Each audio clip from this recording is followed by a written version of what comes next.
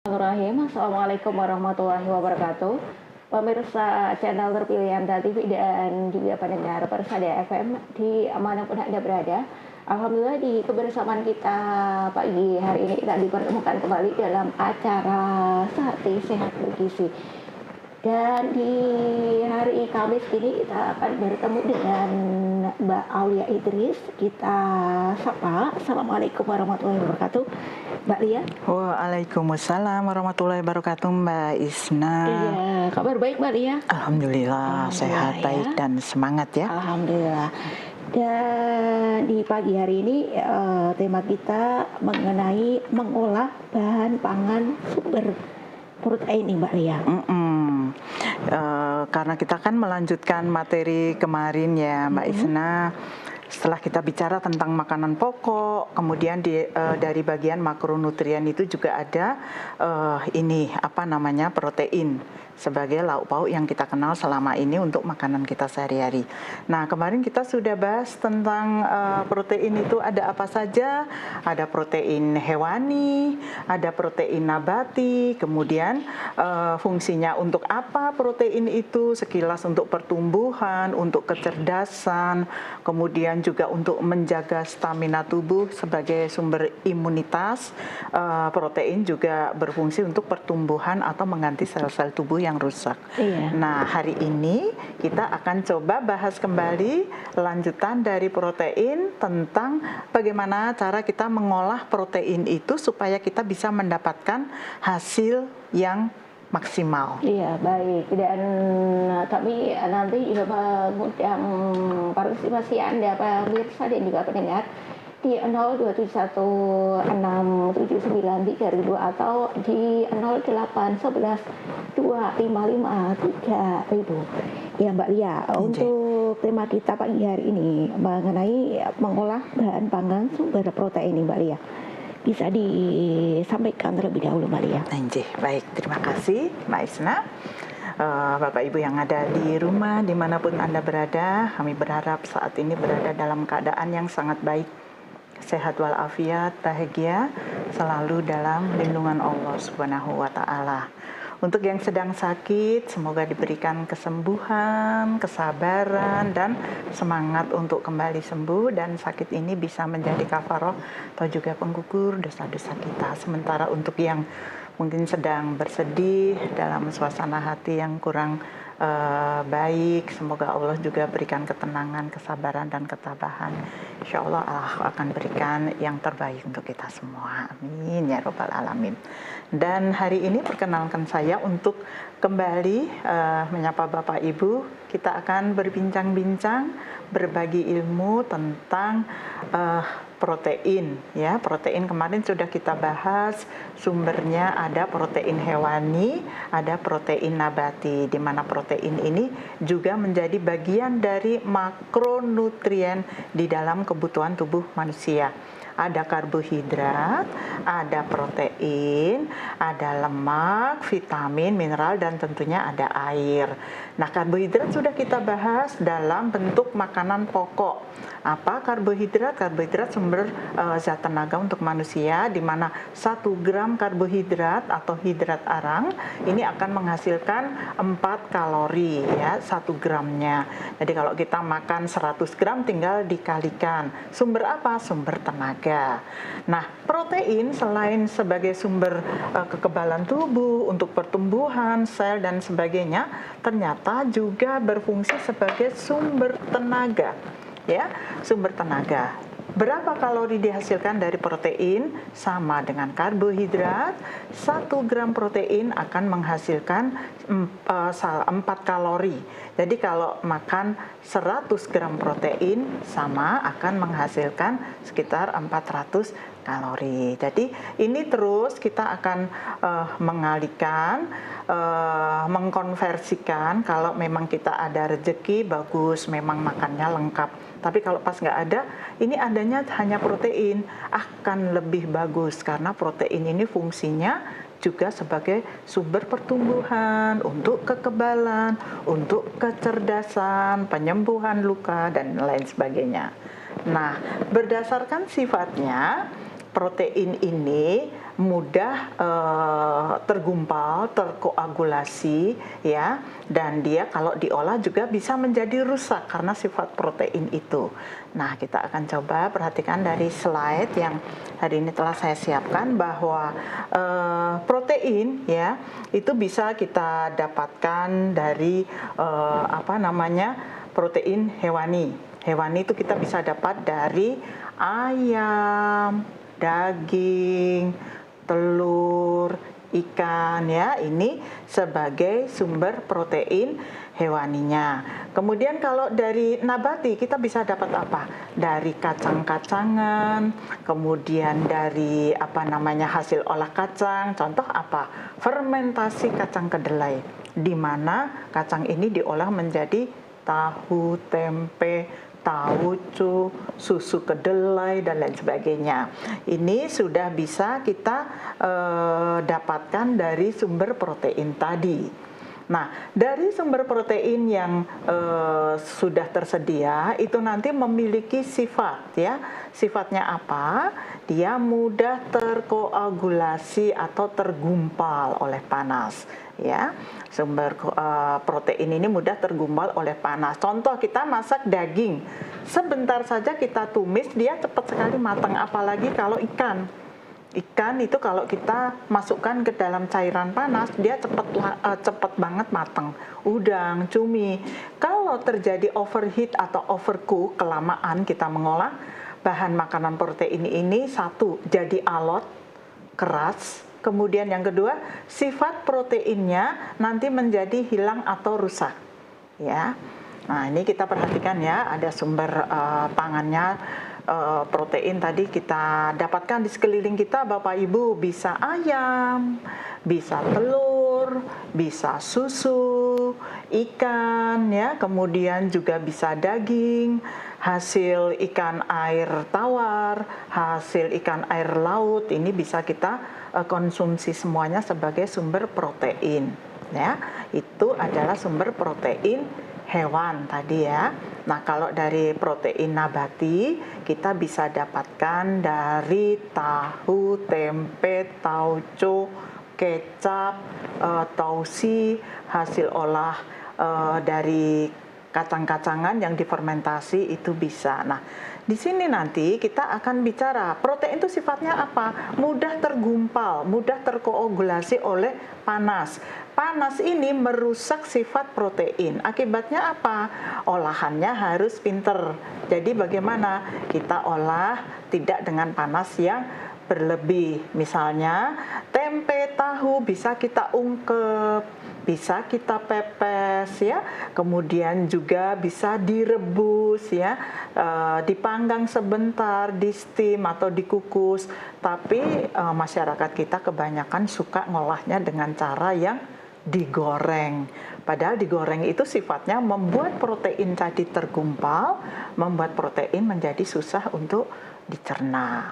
Nah, cara pengolahan yang lain kita juga bisa, misalnya kalau tahu tempe sebagai sumber protein, kedelai tadi diapakan? Difermentasi, ditambahkan kapang atau ragi, dikembangbiakkan kapangnya selama beberapa lama, ini akan membentuk satu produk baru yang dikenal dengan istilah tahu, kemudian tempe. Kemudian ada juga yang menjadi oncom. Kemudian kalau kita kenal tempe gembus, itu adalah dari ampas tahu.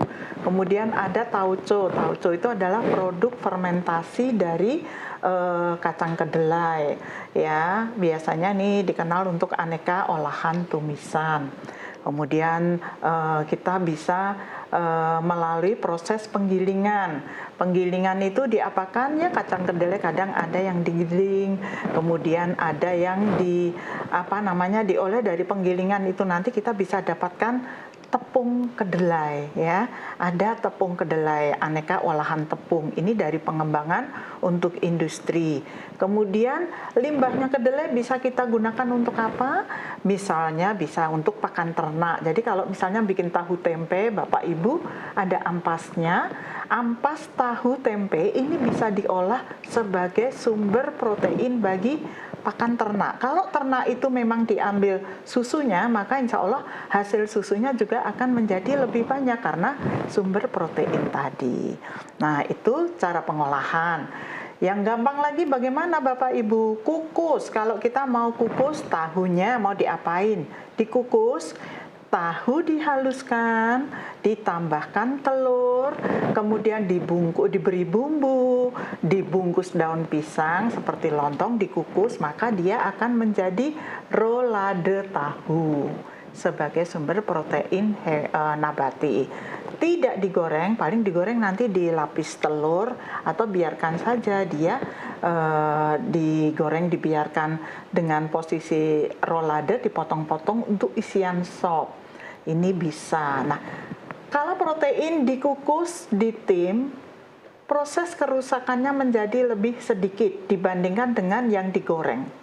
Digoreng itu proteinnya akan menghasilkan permukaan protein yang menjadi kering, susah dicerna, dan akibatnya juga proteinnya sudah terurai atau tergumpal sehingga manfaat proteinnya sudah berkurang atau hilang.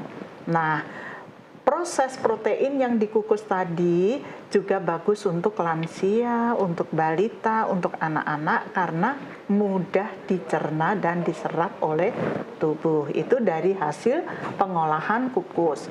Mau diapakan lagi? Bisa juga dibikin ungkep ya Bapak Ibu, tahu tempe diungkep, contoh kita bikin tere, kita masak menjadi tahu bacem, tempe bacem, atau diungkep bumbu kuning ya, ketumbar, bawang merah, bawang putih, kemudian kunyit, berikan senyawa aromatik dari rempah-rempah seperti daun salam, serai, daun jeruk ya, salam, lengkuas. Ini bisa untuk menambah kelezatan dari protein hewani tanpa harus digoreng. Kenapa? Kita mulai sekarang harus berlatih untuk mengurangi makanan yang digoreng.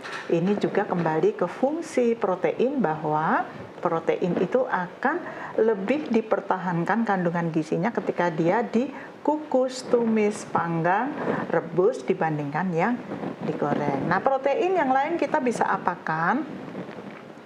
Bisa dari telur, telurnya direbus ya Bapak Ibu, direbus, kemudian diolah untuk campuran opor, untuk campuran sayur sambal goreng, kemudian juga kita masukkan dalam telur coklat atau telur bacem untuk bestik ya. Ini banyak pengembangan dari pengolahan dari telur ya. Nah, kalau yang lain kita bisa dari ikan, misalnya Bapak Ibu mau olah ikan, akan lebih saya anjurkan dipepes, dikukus. Pepes, kalau pepes ya bisa kita bikin pepes ikan ya, pepes bandeng, pepes pindang, pepes udang, pepes kerang. Kemudian bisa juga kita bikin kalau dari ikan, sup ikan, dibikin pepes, dibikin kukus, ditim ikan, atau dipanggang langsung. Nah, kalau di budaya masyarakat kita, misalnya di sini lebih mengenal ikan bakar, itu ikannya digoreng dulu, baru dibakar. Nah, kalau ikan sudah digoreng, satu, dia kering. Yang kedua, proteinnya pasti sudah terkoagulasi. Tapi kalau dia langsung dicelup marinasi bumbu, kemudian ikan ini langsung dibakar, maka ini akan mendapatkan efek gizinya lebih maksimal. Tetapi ingat, jangan sampai gosong.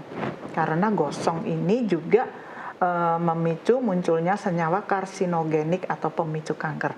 Jadi kalau panggang, usahakan dibakar itu jauh dari api. Kita manfaatkan asapnya aja, api kecil, tidak boleh kontak langsung dengan bahan, kemudian kurun waktu bisa lebih lama, tapi tidak boleh gosong. Itu untuk ikan atau semua bahan yang dibakar. Itu kukus, rebus, tumis. Nah, sekarang bahan makanan yang ditumis itu diolah dengan sedikit minyak. Dengan sedikit minyak itu artinya apa? Tidak dicelup atau deep fryer. Kalau dicelup itu namanya digoreng. Tetapi kalau dengan sedikit minyak, bahan kita siapkan dengan aneka bumbu, kemudian kita tumis bumbunya, bawang merah, bawang putih dengan sedikit minyak, ya mungkin sekitar 2-3 sendok makan, kemudian kita tumis bumbu, masukkan bahannya, bisa tahu, bisa tempe, atau lainnya, kita tumis, tambahkan sayur, kita bisa sajikan sebagai aneka tumisan. Tumis, bakar, rebus, kukus, goreng. Kalau goreng sudah ibu-ibu sangat paham, karena goreng itu artinya bahan dimarinasi kemudian digoreng, selesai. Tapi dari semuanya tadi sudah saya sampaikan, untuk yang paling minimal kontak dengan panas, mempertahankan zat gizinya, kita akan lebih fokus pada lebih fokus pada yang tidak digoreng supaya proteinnya tetap bisa dipertahankan. Iya, baik.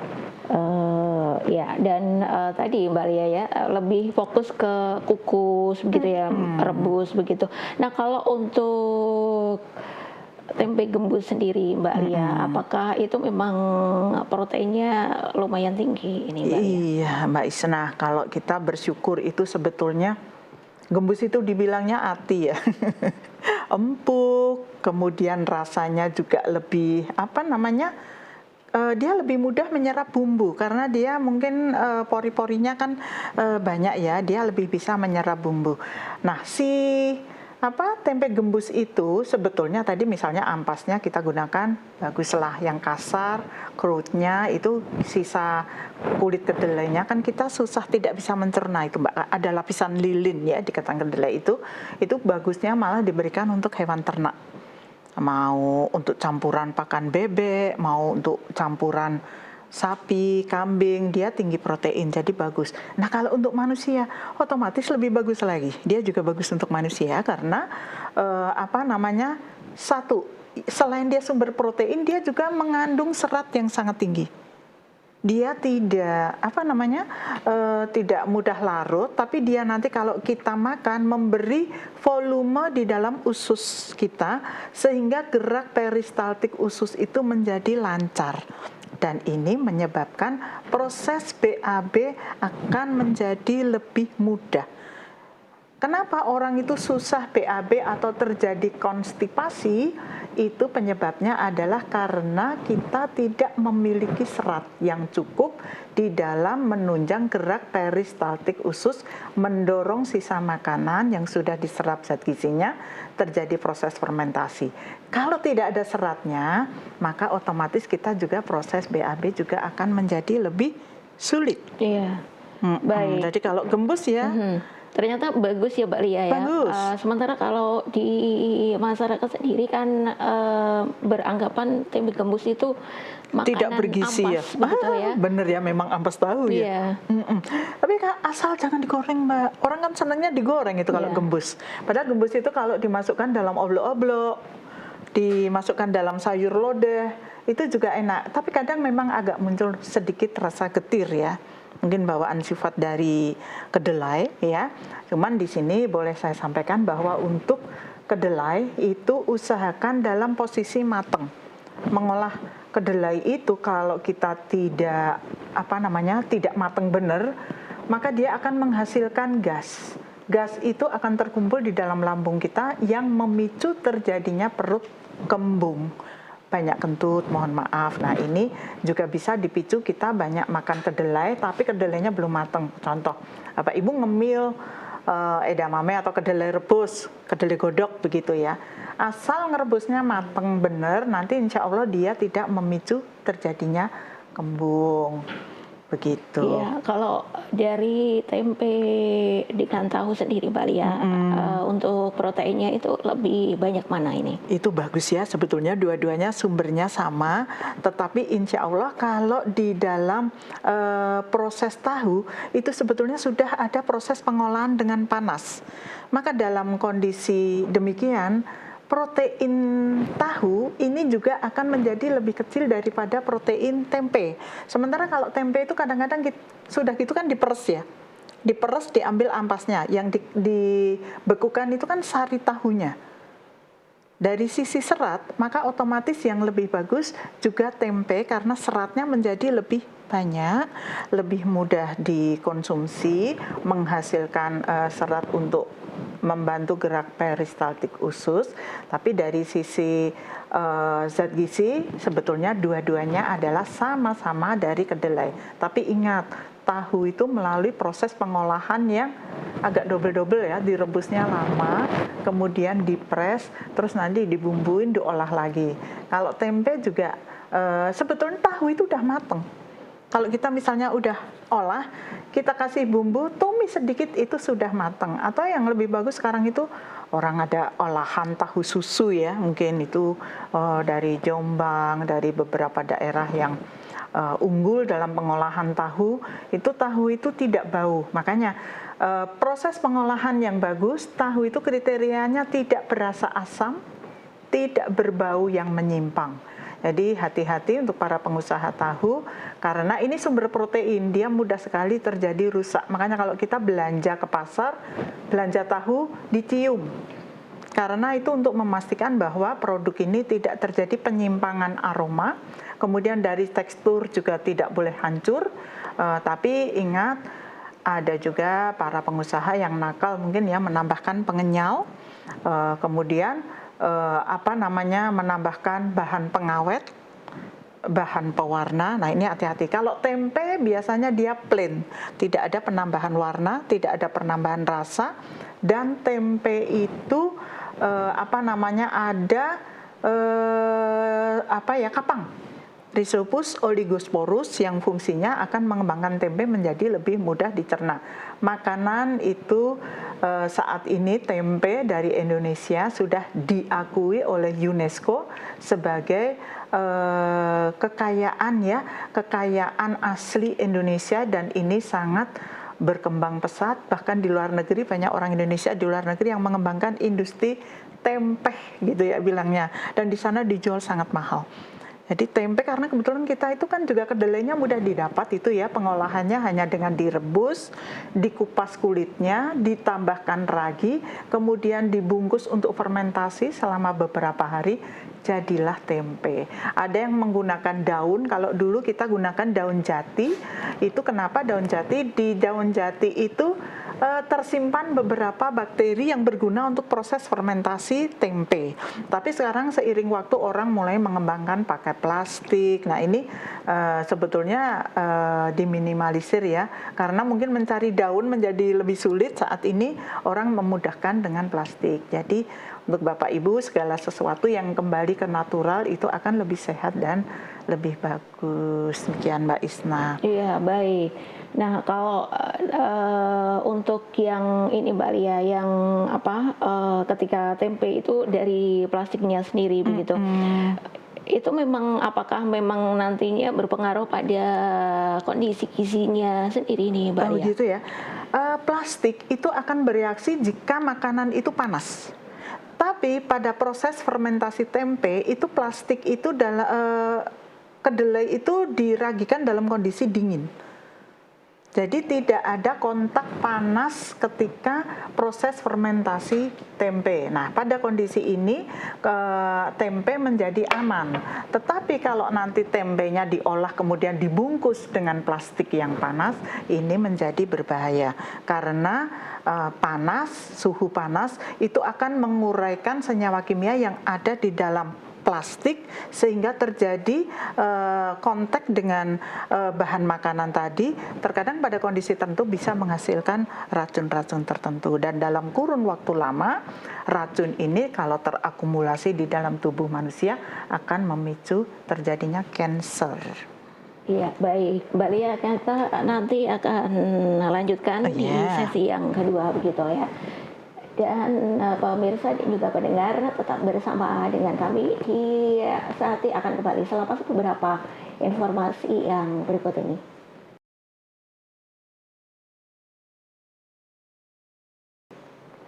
Ya baik pemirsa dan pendengar, kita kembali di Sehati Sehat Bergizi dan kita masih bersama Mbak Aulia Idris. Iya Mbak Lia, kita masih lanjutkan obrolan kita nih Mbak Lia. Ada pertanyaan yang sudah masuk nih Mbak Lia.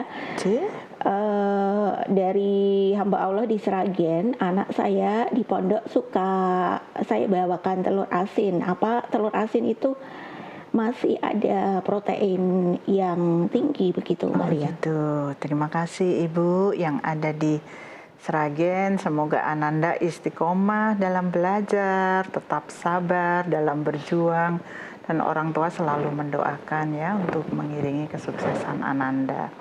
Ibu berusaha mengirim Ananda telur asin, ya satu sisi sebagai asupan yang tinggi protein.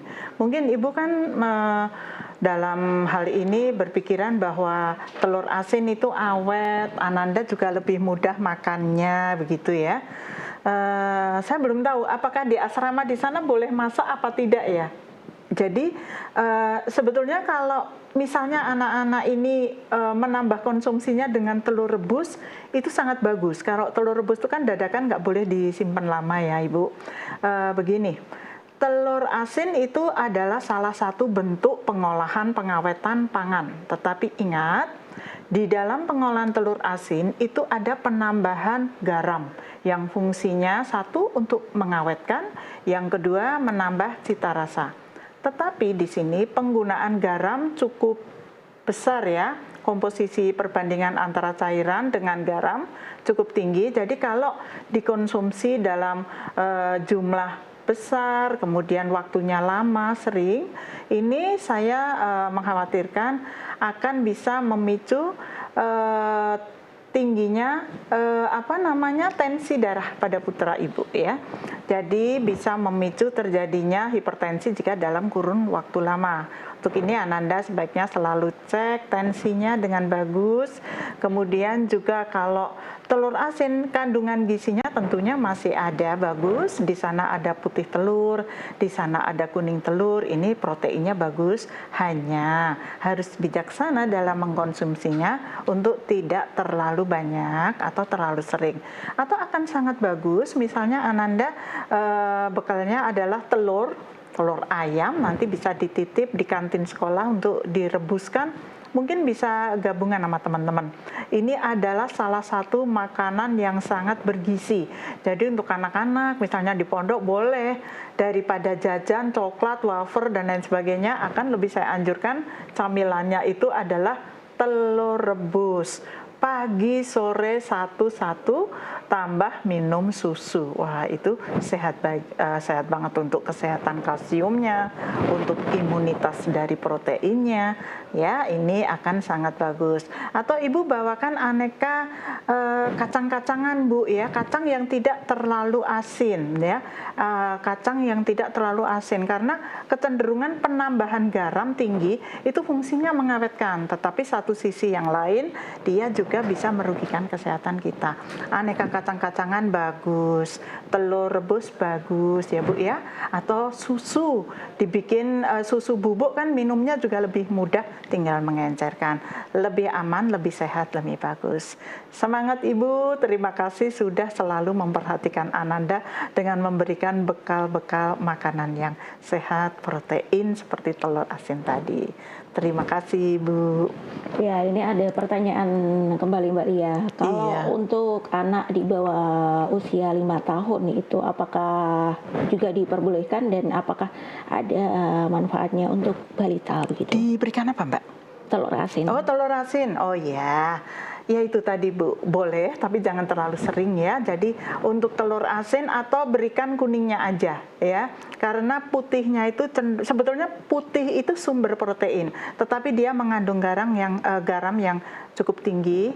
Untuk ini untuk Bapak Ibu juga yang sudah sepuh atau memiliki bakat hipertensi, tensinya tinggi, mungkin telur asin boleh agak dibatasi. Akan lebih sehat telur biasa aja yang direbus begitu. Untuk di bawah 5 tahun sangat bagus telur, tetapi tidak dianjurkan telurnya adalah telur asin. Ibu bisa mengolah dengan kadar garam yang rendah atau bikin sendiri Bu, supaya garamnya tidak terlalu tinggi. Atau kalau tidak, lebih saya anjurkan adalah telur rebus.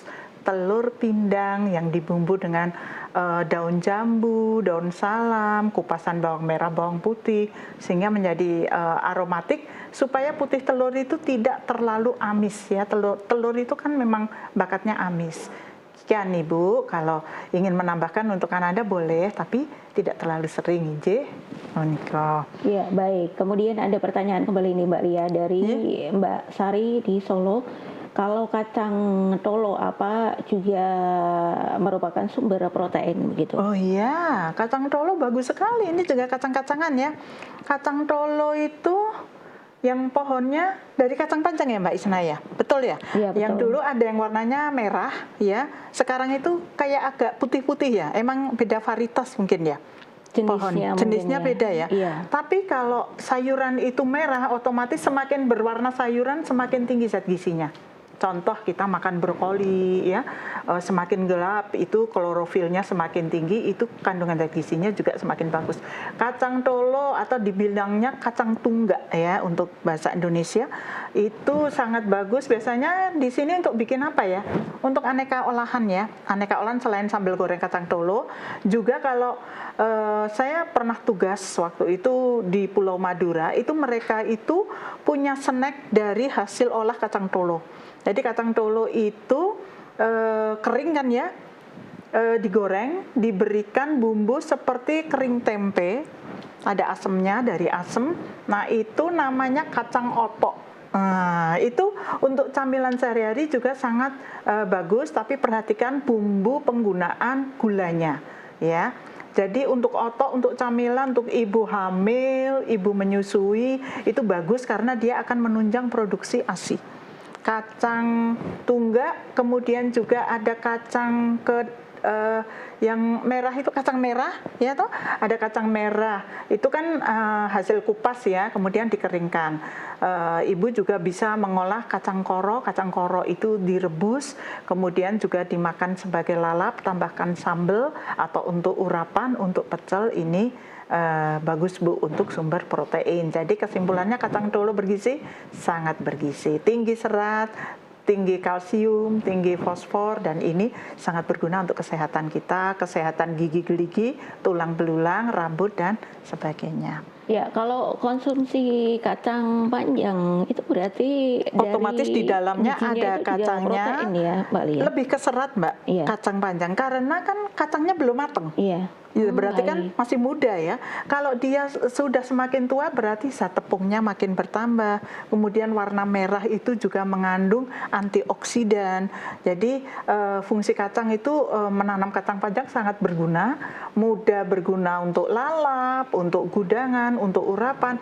Matangnya juga si kacang yang sudah matang atau tua dipanen, diambil bijinya juga berfungsi sebagai kacang tolo. Iya, kalau kebanyakan kan kacang tolo dibuat apa ya begitu? Apakah sebenarnya gizinya masih ada? Nah ini benar Mbak Isna. Kalau kacang tolo sumber protein tadi sudah bagus sebagai sumber serat, sumber fosfor dan lain sebagainya. Kemudian ngolahnya dipeyek, berarti kan dipanasin Mbak, kena minyak. Jadi ketika dipanasin fungsi proteinnya menjadi hilang. Jadi kita hanya dapat manfaat serat tapi tidak dapat manfaat proteinnya. Jadi seminimal mungkin digoreng. Kalau ibu-ibu yang bikin lopes itu ya ada ya yang dicampur kacang tolo begitu. Nah itu juga sehat Bapak Ibu, atau bisa dikembangkan menunya apalagi dari kacang tolo. Oh iya, lento ya ditambah dengan kelapa, ditambah dengan biji-bijian tadi yang sudah direndam kemudian diolah, ini juga bagus. Ya baik, kemudian ada pertanyaan kembali ini Mbak Lia dari Mbak Ana di Solo. Apakah kandungan protein masih sama ketika kita mengolah daging yang sudah lama dibekukan begitu, dan masaknya ini melalui pengolahan khusus kukus atau digoreng begitu? Oh iya, Ibu siapa namanya? Ana. Mbak Ana. Terima kasih Ibu Ana yang ada di Solo. Apakah kandungan zat gizinya masih sama? Insya Allah sama, selama proses penyimpanannya itu baik dan benar.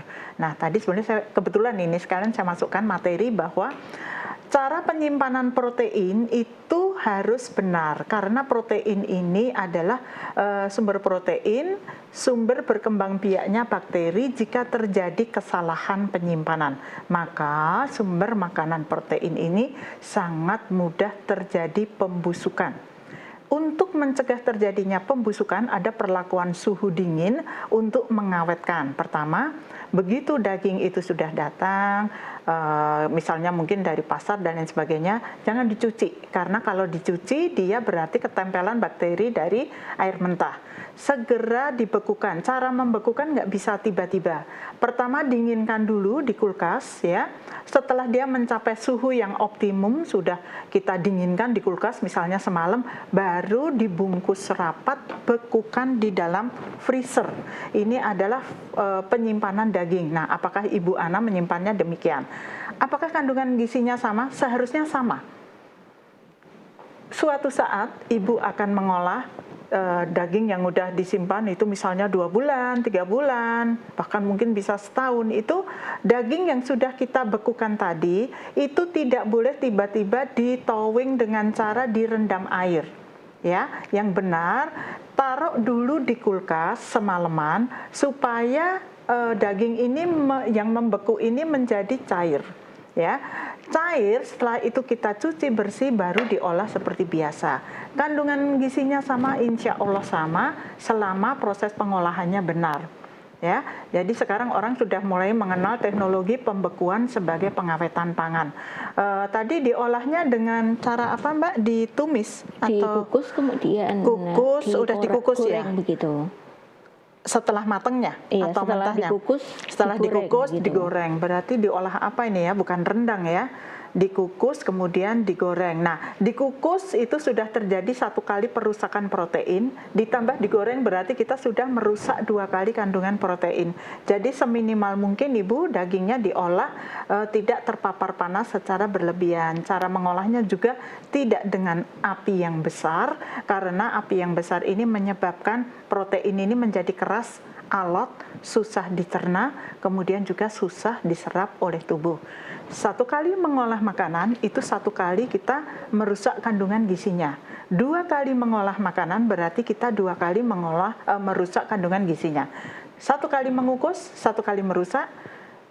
Kemudian yang kedua digoreng, berarti kita sudah 2 kali merusak kandungan gizinya. Sayang, sumber protein yang tadi sebetulnya udah bagus menjadi tidak optimal atau maksimal. Contoh lagi telur. Ibu merebus telur yang sudah direbus itu sudah matang. Tapi kemudian sama Ibu, telur tadi digoreng sampai kering. Mau diolah apa nih? Balado. Setelah kita goreng kering, kemudian kita masak bumbu, baru kita masukkan telur. Matang 3 kali. Jadi protein ini sudah melalui proses pengolahan sampai 3 kali. Semakin banyak proses pengolahan, maka kandungan zat gizinya juga akan semakin minimal. Kita tidak mendapat manfaat proteinnya, tapi nanti kita tinggal mendapatkan manfaat seratnya saja. Ya baik, kemudian ada pertanyaan kembali ini Mbak Lia dari Mbak Tina di Sukoharjo. Apakah kuah soto itu masih mengandung protein? Karena biasanya Ibu menggunakan alternatif soto untuk makan anak-anak begitu. Alhamdulillah, ibunya pinter itu. Kaldu daging itu sumber vitamin C. Kuahnya ada proteinnya, Mbak Lia. Justru itu di sana sumber kolagen. Kalau Bapak Ibu suka mengolah ceker, ya ceker itu tidak berlemak tapi dia justru mengandung kolagen. Kalau kuahnya sampai menggumpal itu berarti kolagennya tinggi sekali. Itu bisa terjadi ketika kita ngolah ikan. Itu nanti kuahnya kemudian tiba-tiba menjadi gel, kayak agar-agar. Nah, itu jangan dibuang, Bu. Itu adalah sumber kolagen. Kolagen itu bagus sekali untuk kesehatan sendi. Jadi untuk Bapak Ibu yang sudah sepuh, pinggangnya sering sakit, persendian sering sakit, banyak-banyak konsumsi air rebusan ceker. Cekernya yang banyak digeprek dulu biar sumsumnya keluar, zat gizinya lebih keluar. Kemudian pakai slow cooker, masaknya api kecil tapi lama. kaldunya bisa kita bagi-bagi, Ibu bikinnya banyak, dibagi-bagi pakai plastik 1 kilo, setelah dingin, didinginkan, dibekukan di freezer. Mungkin ukuran 1/4 liter, 1 gelas, atau bisa juga yang sampai 1 liter. Gunanya untuk apa si kaldu tadi? Bisa untuk kuah soto, kuah sop, bisa untuk apa namanya, sumber kita makan rebusan, sop ceker, bening bayam, boleh. Jadi ini akan sangat sehat, sangat bagus untuk ibu hamil, ibu menyusui, anak-anak batita bawah 3 tahun, anak balita bawah 5 tahun, orang tua lansia yang habis sembuh dari sakit, juga untuk semua umur yang sedang masa pertumbuhan. Kolagen adalah sumber protein yang sangat baik. Iya, baik. Jadi Murah, bergizi, sehat. ya, jadi untuk kuahnya apa? Maksudnya dari Soto tadi, ketika kita merebus ayam begitu, untuk kaldunya itu bisa dimanfaatkan begitu ya Mbak Lia ya? iya, semakin lama dia akan semakin bagus, dan sebetulnya di dalam kaldu itu sangat tinggi vitamin C. C itu fungsinya untuk mencegah yang sakit. Jadi yang flu dan lain sebagainya, banyak-banyak makan sop ceker, sop kaldu daging yang bagus. Tapi bukan tetelan sandung lamur ya. Ini kuahnya betul-betul kita ambil dari sumber kolagen atau sengkel atau tulang-tulang ayam, tulang-tulang sapi, bisa untuk bahan kaldu. Jadi untuk ibu-ibu di rumah, daripada air biasa, maka akan lebih saya anjurkan bahan baku untuk mengolah sayur itu dari kaldu. Baik itu untuk lodeh, untuk semur, untuk sayur asem, pakai kaldu atau sayur sop itu akan lebih bagus. Iya, baik Mbak Lia, tidak terasa kebersamaan kita Cepat sekali. sampai di penghujung waktu nih. Sebelum diakhiri, ada hal yang perlu disampaikan kembali. Silakan Mbak Lia. Baik, Bapak Ibu, kita kembali kepada sumber makanan kita, protein, bahwa itu ada sumber protein hewani, ada sumber nabati. Sistem pengolahannya harus benar karena sifatnya mudah terkoagulasi oleh panas, mudah terdegradasi, sehingga manfaat protein bisa dimaksimalkan jika kita mengolah dengan baik dan benar. Ingat, protein juga sangat mudah terurai atau rusak oleh bakteri karena dia sumber protein mudah rusak. Ayam disimpan di luar pasti rusak, daging disimpan di luar pasti rusak. Jadi akan lebih saya anjurkan Bapak Ibu yang berdagang di rumah dan sebagainya menggunakan suhu dingin atau menyimpannya dalam styrofoam diberi es. Suhu dingin itu mencegah proses pembusukan. Jadi sistem pengolahan dan penyimpanan yang baik tentunya juga bisa memaksimalkan fungsi protein untuk kesehatan, untuk pertumbuhan sel, untuk sistem imunitas, kemudian juga untuk menunjang kesehatan manusia. Semoga hari ini kita bertambah ilmunya. Jika ada hal yang kurang berkenan di hati atau kesalahan dalam menyampaikan, saya mohon maaf yang sebesar-besarnya. Insya Allah suatu saat kita bersama-sama belajar kembali tentang ilmu gizi dengan tema yang lainnya. Ya, baik Mbak Lia, terima kasih atas waktunya. Sama-sama, dan Mbak Isna. Sukses sehat selalu juga untuk Mbak Lia. Ya Rabbal Alamin. Assalamualaikum warahmatullahi wabarakatuh. Waalaikumsalam warahmatullahi wabarakatuh. Ya, dan baik pemirsa dan juga pendengar, sampai di sini bersamaan kita di Sati Sehat Bergizi. Terima kasih atas kebersamaan Anda. Saya Isna Tazkiyah, mewakili segenap kru yang bertugas, pamit undur diri. Wassalamualaikum warahmatullahi wabarakatuh.